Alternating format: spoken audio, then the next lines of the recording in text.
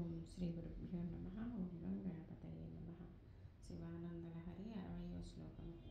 రోధస్థోయ హృతశ్రమేణ పథిక ఛాయాంతరో దృష్టితః భీతస్వస్థగృహం గృహస్థమతిథిర్ధేన ప్రభుం ధార్మికం దేవం సంతమసాకులశ్చ శిఖినం సీతావృతస్త్వం తథా చేతః సర్వభయాపహం వ్రజసుఖం శంభో పదాంభోరుహం.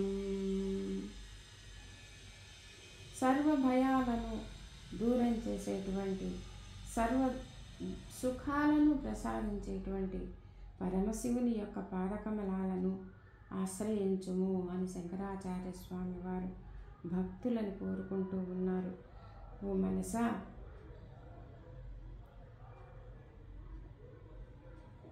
మహా ప్రవాహంలో పడి నదులలో సముద్రంలో కొట్టుకుపోయేటువంటి వాడు నాకు గట్టు ఎప్పుడు కనపడుతుందా, అటు ఎప్పుడు పోదామా అని కోరుకుంటూ ఉంటాడు.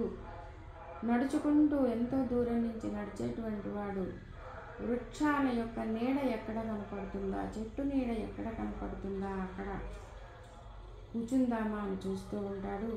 భయపడి పారిపోతున్నటువంటి వాడు తనకు ఆశ్రయం ఇచ్చేటువంటి, తనను దాచి ఉంచేటువంటి గృహాన్ని కోరుకుంటూ ఉంటాడు. ఆకలితో అలమటించేటువంటి వాడు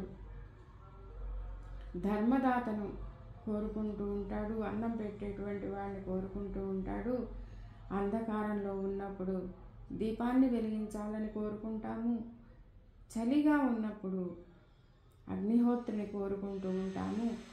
కాబట్టి సర్వ భయాలను పోగొట్టి సర్వ సుఖాలను ప్రసాదించేటువంటి పరమశివుని యొక్క పాదకమలాలను ఆశ్రయించాలి. మనసా సదా పరమశివుని యొక్క పాదకమలాలని సర్వదా కోరుకుంటూ ఉండాలి.